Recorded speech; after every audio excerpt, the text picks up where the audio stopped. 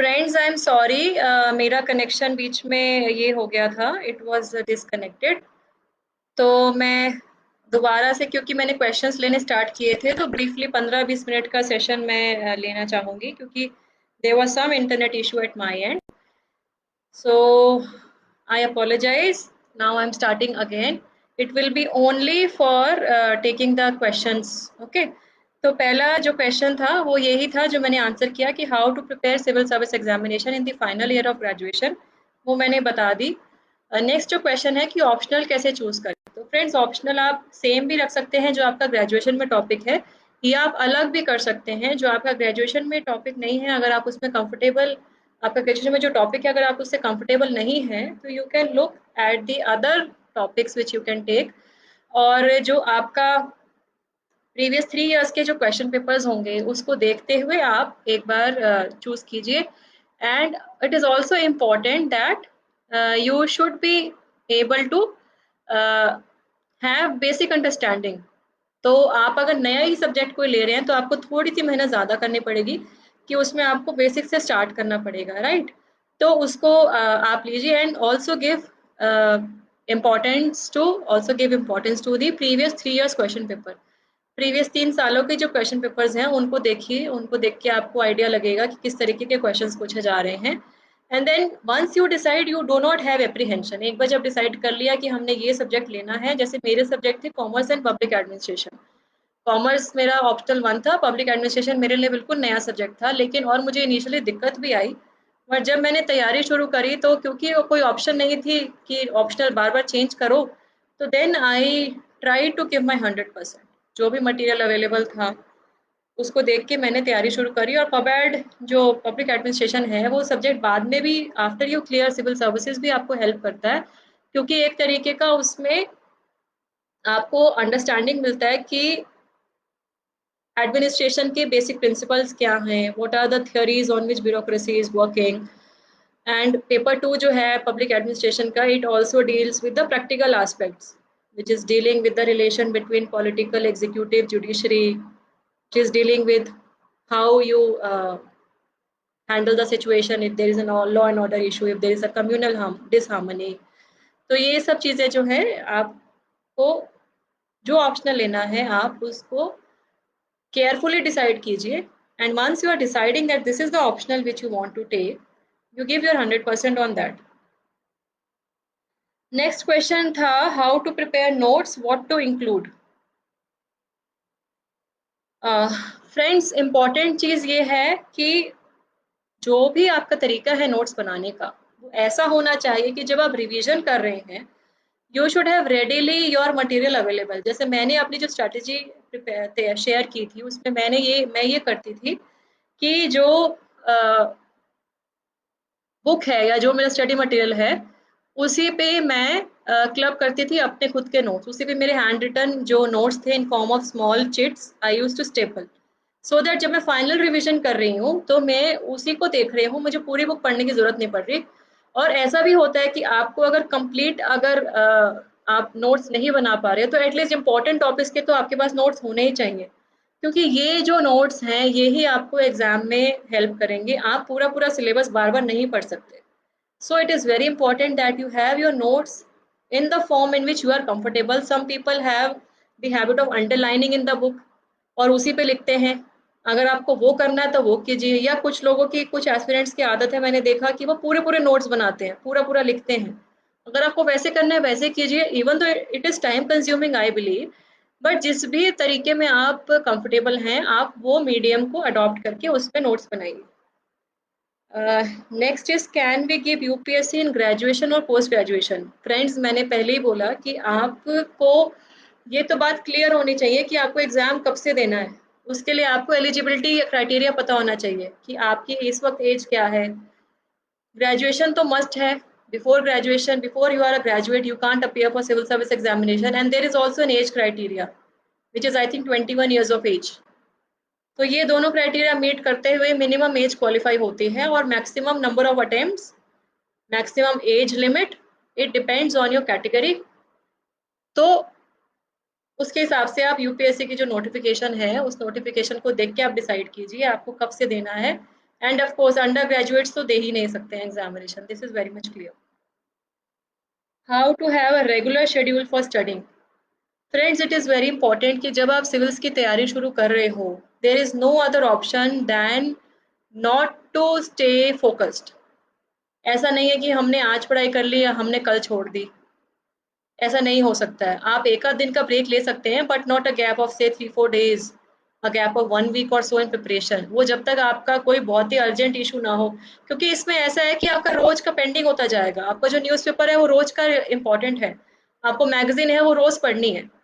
सो ये जो मटेरियल, जो स्टडी मटेरियल है, वो आप अफोर्ड नहीं कर सकते कि आपका पेंडिंग हो जाए। Once you develop that habit कि आपको डेली का जो न्यूज़पेपर है वो उस दिन में ही पढ़ के निपटाना है, उस दिन में ही उसके नोट्स बनाने हैं, या जो भी आपका तरीका है उसको पढ़ने का, चाहे वो आप ट्रैवलिंग में पढ़ें, चाहे आप उसको घर में पढ़ें, चाहे आप उसको अर्ली मॉर्निंग पढ़ें, चाहे आप लेट नाइट पढ़ें। लेकिन रेगुलर स्टडी करने के बिना तो कोई ऑप्शन ही नहीं है as far as the civil service examination is concern. And जब आप तैयारी शुरू कर रहे हो तो आपको हर चीज़ को छोड़ के you have to forget everything and you have to completely stay focused on your preparation. कुछ भी चीज़ इंपॉर्टेंट नहीं है एक्सेप्ट योर प्रिपरेशन। कोई भी घर में शादी है, कोई सोशल ओकेजन्स है, फ्रेंड्स मुझे भी लोग बोलते थे, मेरे रिलेटिव्स बोलते थे कि ये तो इतना पढ़ती है, पता नहीं पढ़ के इतना क्या करेगी। मेरे पेरेंट्स को सुनना पड़ता था कि ये अपनी बेटियों को क्यों इतना पढ़ा रहे हैं, ये लोग पढ़ के क्या कर लेंगे, इसने कौन सा कलेक्टर बन जाना है। तो मैं ये सब सुनती थी बट आई नेवर रिएक्टेड। मेरे घर में भी रिश्तेदार आते थे, राखी हुई, कोई और त्योहार हुआ, but I would hardly say hello to them and then I would immediately come back to my own room for studies, क्योंकि मुझे लगता था मेरे लिए हर घंटा इंपॉर्टेंट है, I can't afford to waste them. तो जब वो सिचुएशन आपके सामने होती है, you have to act selfish, you have to act in a focused manner, you have to be determined. 4 P's मैंने हमेशा से बोलती, मैं हमेशा सोचती आई, passion, patience, perseverance and positive outlook. Passion, patience, perseverance and positive outlook, ये जो चीज़ें हैं, किसी चीज़ का जुनून होना, किसी चीज़ को पाने की इच्छा इतनी होना कि उसके लिए आपको पेशेंस रखनी ज़रूरी है। परसिवरेंस है कि अगर आज नहीं मिला तो हमें कल ज़रूर मिलेगा, उसको सस्टेन करना, उस जर्नी को सस्टेन करना। और पॉजिटिव आउटलुक, अपने दिमाग में पॉजिटिव ख्याल रखना कि हाँ हमसे ज़रूर होगा, हम इसको अचीव करेंगे।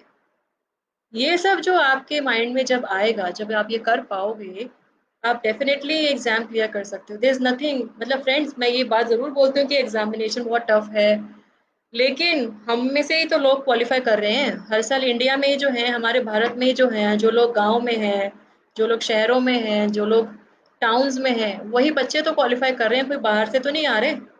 हम में से ही हमारे कलीग्स ही क्लियर कर रहे हैं, तो इफ दे कैन डू तो why we can not. The only thing is कि हमारी डिटर्मिनेशन, हमारा फोकस, हमारी परसिवरेंस और हमारा खुद से कमिटमेंट।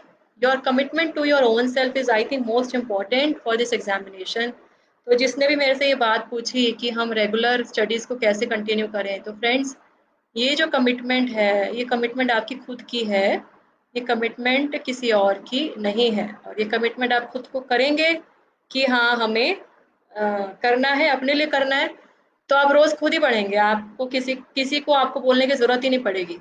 और ये भी बहुत ज़्यादा ज़रूरी है समझना कि किसी ने तो नहीं कहा इन जनरली आपको कि आप एक एग्ज़ाम दो, आपका ये खुद का डिसीजन है। हाँ, ये हो सकता है कि आपके पेरेंट्स की इच्छा हो कि हमारा बेटा या हमारी बेटी ये करे, वो एक अलग बात है। लेकिन आपका खुद का भी तो डिसीजन है ना कि हमें ये एग्ज़ाम देना है। तो ये जो कमिटमेंट है ये आपकी खुद की अपने लिए है, ये किसी और का प्रेशर नहीं है। तो जब आपकी कमिटमेंट है तो you should be able to give your efforts on a regular basis, on a sustainable basis, and that is the key for this examination. बीच में लैक्सिटी होना, बीच में गैप आ जाने से it is actually very harmful. ठीक है, नेक्स्ट क्वेश्चन है how to study and focus on revision. Friends वही है, रिवीजन का मेरा वही पॉइंट है कि रिपीटेड रिवीजन आपको करनी है, चाहे वो प्रीलिम्स हो चाहे मेंस हो। उसके लिए खुद के नोट्स होने ज़रूरी चाहिए। मेंस में आपकी आंसर राइटिंग बहुत ज़्यादा ज़रूरी है, इंपॉर्टेंट है। और जो हम रिवीजन की बात कर रहे हैं वो तभी हो पाएगी जब आपके खुद के मेन नोट्स जो हैं वो अच्छे से तैयार हों, क्योंकि उसी पे रिलाई करोगे आप जब आप एग्ज़ाम में जा रहे हो। आप कोर बुक को बेस बना के, लेकिन जो आपके नोट्स हैं उसी को सप्लीमेंट करोगे ना तैयारी के लिए। तो जो रिपीटेड रिवीजन है वो रिपीटेड रिवीजन आपको करने के लिए आपके खुद के नोट्स होने ज़रूरी हैं और साथ ही साथ में आपका टाइम मैनेजमेंट भी बहुत ज़्यादा ज़रूरी है। So your time should be manage in such a way which is enabling you to revise the topics and subjects repeatedly. 3 से 4 रिवीजन फ्रेंड्स, 3 से 4 रिवीजन मान के चलो, प्री और मेंस दोनों के लिए इम्पोर्टेंट है। मैं मिसलीड नहीं करूँगी, कई लोग बोलते हैं कि नहीं आपने 1 बार पढ़ लिया, 2 बार पढ़ लिया तो बहुत हो जाता है। I really do not believe that. Unless and until वो आपके दिमाग में छप ना जाए, आप नहीं लिख पाएँगे। Unless and until you understand those concepts and those topics very clearly, you will not be able to answer them properly. और जो मैंने बात बोली कि मेंस ही है जिसमें 1750 नंबर के आपके 7 सब्जेक्ट्स हैं, 250 नंबर का एक पेपर है और वो 1750 नंबर में जितने नंबर आएँगे, आपका फाइनल सिलेक्शन उसी पे डिपेंड करेगा। ऑफ कोर्स इंटरव्यू के भी मार्क्स जुड़ते हैं, बट इंटरव्यू के तो मार्क्स बहुत कम है ना। मैक्सिमम मार्क्स तो मेंस के हैं, तो मेंस क्या है, रिटन एग्जामिनेशन है। तो रिटन में आप तभी एक्सेल कर पाओगे जब आपने अच्छी रिवाइज किया हो, जब आपने आंसर राइटिंग प्रैक्टिस की हो। So what I mean to emphasize here again and again is there is no replacement to your repeated revision, there is no replacement to answer writing. आप जितना लिख सकते हैं आप लिखो, आप खुद उसको चेक करो, आपके कोई पीयर ग्रुप्स हैं, कोई फ्रेंड्स हैं, उनसे चेक कराओ, कोई कोचिंग इंस्टीट्यूट ज्वाइन किया है वहाँ पे चेक कराओ, वहाँ भी मॉक इंटरव्यूज और ये होते हैं, मॉक टेस्ट होते हैं, उसमें अपीयर कीजिए। अगर नहीं भी है तो आजकल तो सब ऑनलाइन चल रहे हैं, ऑनलाइन टेस्ट ले लीजिए। ऑनलाइन टेस्ट सीरीज के अंदर आप you appear and you get your self evaluated. जब आप ये करना शुरू करेंगे आप खुद ही इम्प्रोवाइजेशन आपको फील होगा that yes you are improving. ठीक है, तो ये बहुत ज़्यादा ज़रूरी है that you have a regular and repeated revisions, that is most important. एक ये आया है out of maths and science which is more difficult in UPSC. Friends, UPSC में कोई भी सब्जेक्ट डिफिकल्ट नहीं है, कोई भी सब्जेक्ट ईजी नहीं है। It purely depends on your own understanding of the subject. आपको किस चीज़ में कंफर्ट है, आपको किस सब्जेक्ट के टॉपिक्स जो हैं, कंसेप्ट किसके क्लियर हैं, वो आपके लिए बेस्ट है।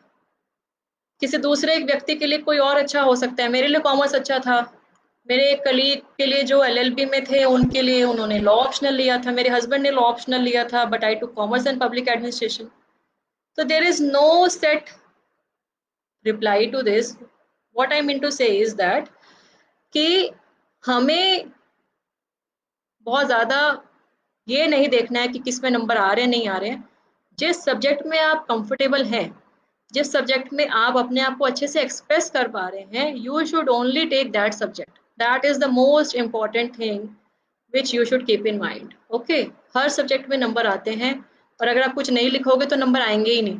If you are not able to understand what will you write, है ना। आपने ये सोच के ले लिया कि नहीं ये तो स्कोरिंग सब्जेक्ट है, लेकिन आपको समझ ही नहीं आ रहा, आपके पल्ले ही नहीं पड़ रहा आप क्या पढ़ रहे हो, तो आप कैसे लिखोगे। So take a subject in which you are comfortable, in which your concepts are clear and accordingly you have that orientation और उसमें अच्छे से मेहनत करके अच्छे से लिखिए। हर सब्जेक्ट में नंबर आते हैं, हर सब्जेक्ट में, चाहे वो इंग्लिश मीडियम हो चाहे हिंदी मीडियम हो।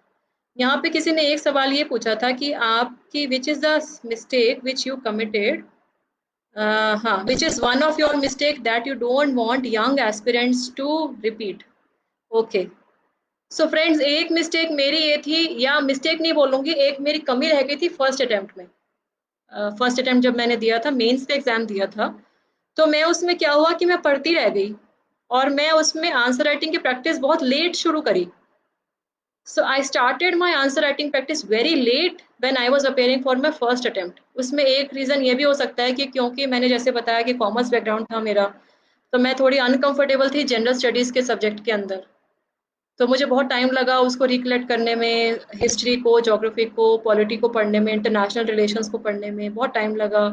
साइंस भी मेरे को मैंने कभी 10th के बाद नहीं पढ़ा था, तो मुझे टाइम लगा। तो मेरा जो है ये मिस्टेक नहीं मैं बोलूँगी, बट हाँ, ये एक लूप होल मेरा रह गया था फर्स्ट अटेम्प्ट में that I could not focus on answer writing in my first attempt. तो जिसको मैंने अपने सेकंड अटेम्प्ट में दूर करने की पूरी कोशिश करी। सेकंड अटेम्प्ट में मैंने अपनी एक अलग से एक नोटबुक बना ली थी फॉर मेंस, जिसमें मैं ऑप्शनल का अलग और इसका अलग अपने जीएस पेपर 1, जीएस पेपर 2 और एसए का अलग।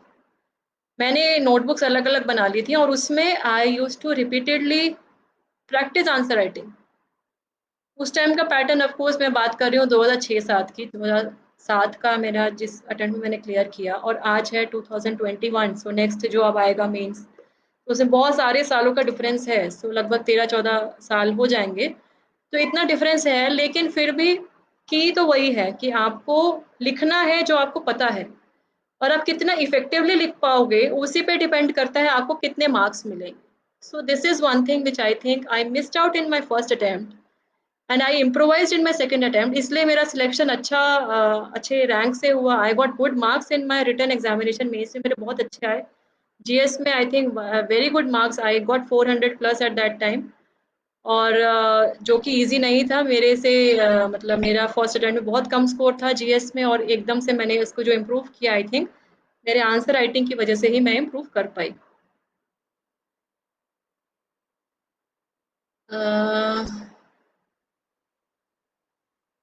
somebody has written Hindi medium candidates के बारे में कुछ बताएं। Okay friends, Hindi medium candidates के बारे में देखिए यही है कि हमारा जो भी मीडियम रहा होता है जिसमें हमने ग्रेजुएशन की या जिसमें आपने स्कूलिंग की, आई वुड सजेस्ट कि अगर आप उसमें कंफर्टेबल हैं तो आप उसी को लीजिए। अगर आपकी स्कूलिंग या ग्रेजुएशन हिंदी मीडियम में है तो आप इंग्लिश मीडियम में अपने आप को एक्सप्रेस ही नहीं कर पाएंगे। You won't be able to actually do justice to your own self. आपको क्या लगता है कि आप कैसे उसमें नंबर लेके आओगे? तो ये सब बातें भूल के कि हिंदी मीडियम वालों को नंबर नहीं मिलते हैं, उनका सिलेक्शन नहीं होता। अब हर हर बैच में देखिए कि percentage of Hindi medium candidates is also there, it is a good percentage.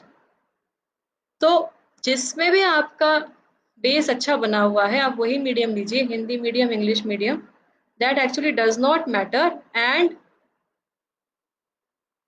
जो आप फिर मीडियम लेते हो उसमें आप बेस्ट देने की कोशिश कीजिए। I think that is the most important thing which we all should be considering. और मटेरियल सब में अवेलेबल है, हिंदी मीडियम में भी अवेलेबल है, इंग्लिश मीडियम में भी अवेलेबल है। Physical material, printed material, online classes, बहुत सारे वीडियोस यूट्यूब पे। रेलेवेंट जो चीज़ है उसको देखिए, ऐसा नहीं कि सब कुछ ही आपके लिए इम्पोर्टेंट है। Whatever is relevant for you that you should be saying.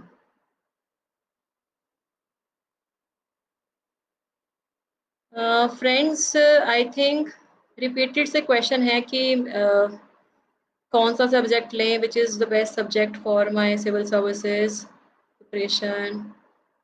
Prelims से कितने टाइम पहले करंट अफेयर्स रीड करने होते हैं? ओके सो फ्रेंड्स, प्रीलिम्स के मतलब कभी कभी तो वो 15 दिन पहले के भी करंट अफेयर्स पूछ लेते हैं।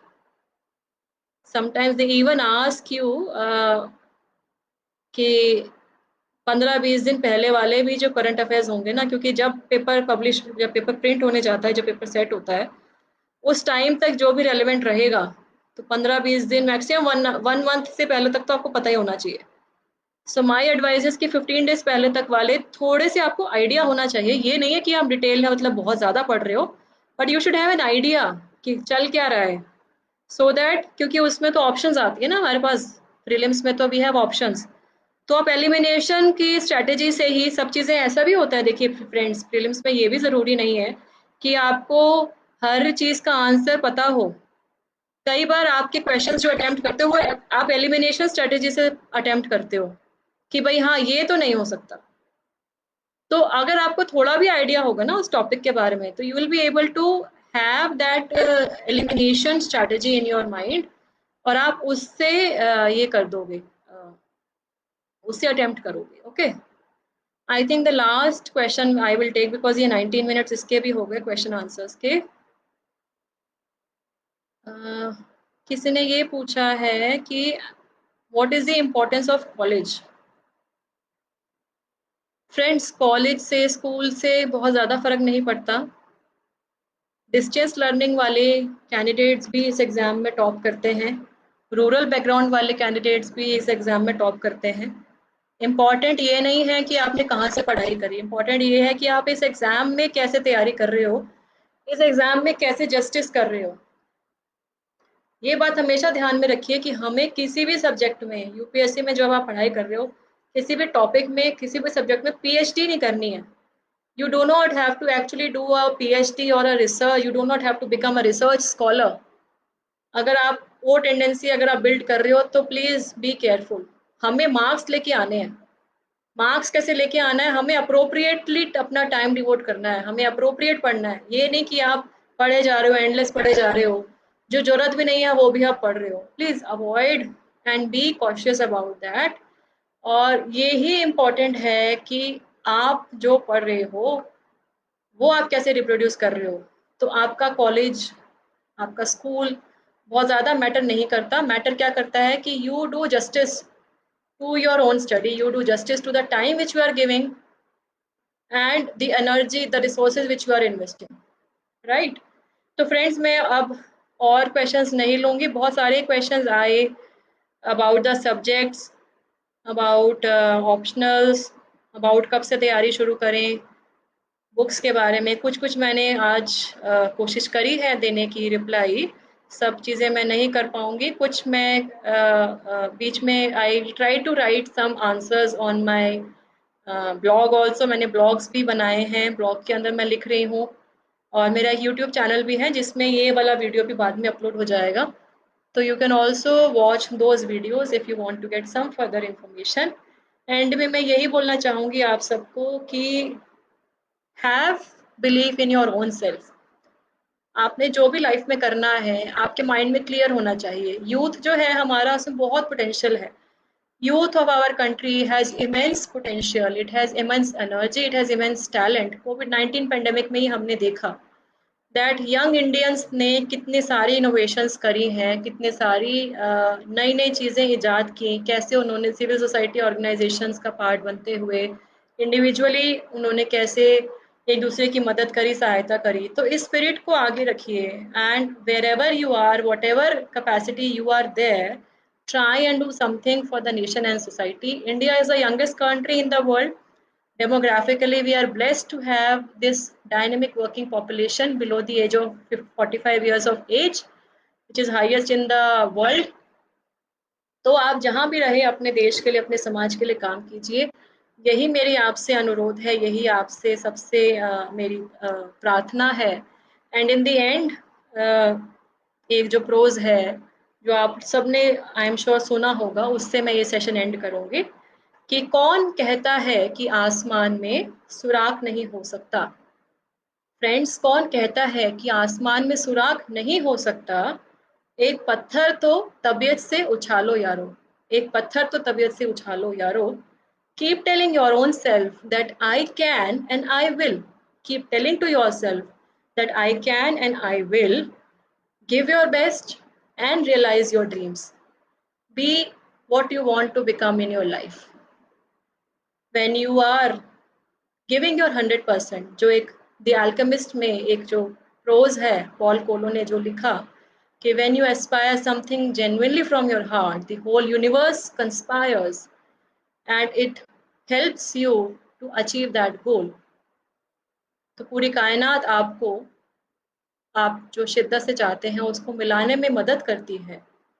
Believe in your own self, believe in your dream, stay healthy, stay happy, contribute to the society and let us be responsible citizens of our country. मेरी तरफ से आप सबको बहुत बहुत शुभकामनाएं। आप सब लोग स्वस्थ रहें, खुश रहें। और हम कोविड-19 पैंडेमिक के जो भी प्रोटोकॉल्स हैं उसको ध्यान में रखते हुए अपनी ज़िंदगी को, जो न्यू नॉर्मल है, उसको अडॉप्ट करते हुए आगे बढ़ें और समाज के लिए काम करें। Thank you so much. जय हिंद, जय भारत। थैंक यू, नमस्कार। आज जो मेरे साथ सेशन में जुड़े हैं, जिन्होंने टाइम निकाला, उनका भी बहुत बहुत हार्दिक धन्यवाद मैं देना चाहूँगी। सबका टाइम बहुत इम्पोर्टेंट है and I really wish that we all make a very strong nation in the coming times. Thank you so much, Jai Hind.